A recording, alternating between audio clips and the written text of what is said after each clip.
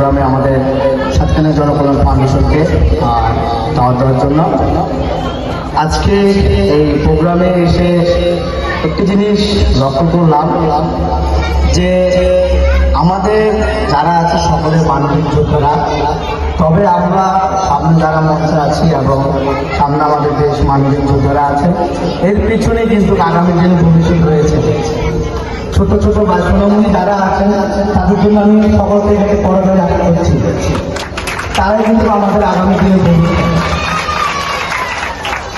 আমরা যারা মানবিক যোদ্ধারা আছেন আমরা সকলে কিন্তু রক্তদান করি সম্পূর্ণ বিনামূল্যে।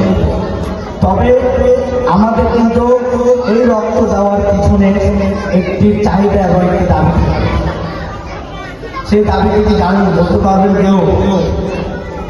আমরা যাকে ব্লাড দিচ্ছি, যে রোগীকে ব্লাড দিচ্ছি, আমাদের লক্ষ্য ওই ঘর থেকে একটি রক্তদাতা তৈরি করা, তাহলে আমাদের রক্তটা দেওয়া সার্থক এবং পূর্ণ হবে।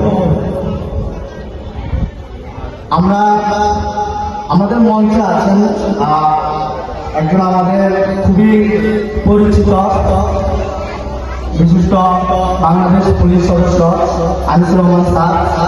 আমি আজকের এই প্রোগ্রামের মাধ্যমে আমি স্যারকে একটি কথা বলবো যে আমরা যারা স্বেচ্ছাসেবী বেশ কিছু যুদ্ধের দিকে আসি ব্লাড দেওয়ার জন্য। আমরা চট্টগ্রাম মেডিকেলে যখন ব্লাড দিতে যাই, আমাদের যারা ডোনার আছে তারা কিন্তু খুবই অসম্মানীয় হয়।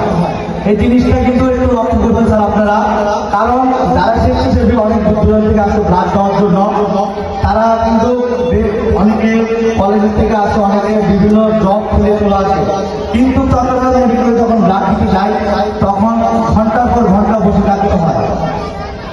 আমি একজন রক্তদাতা, আমি আপনাদের দোয়ায় আপনাদের ভালোবাসার বর্তমানে 30 বার ব্লাড দিয়েছি।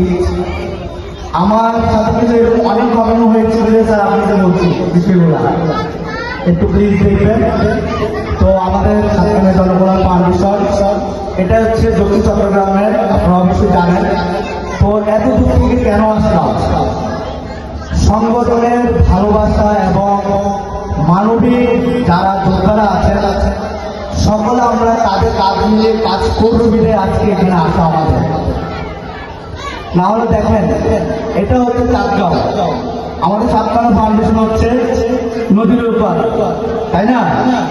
তো আমরা এখানে আসে হচ্ছে আমাদের আজকের এই প্রোগ্রামে বাস্তব হচ্ছে আজ আমরা এসেছি, কাল ধরা যাবে। তো বলবো না, যারা আমাদের ব্লাড ডোনার অর্গানাইজেশনের প্রোগ্রামে যারা এসেছেন সকলকে অসংখ্য ধন্যবাদ জানিয়ে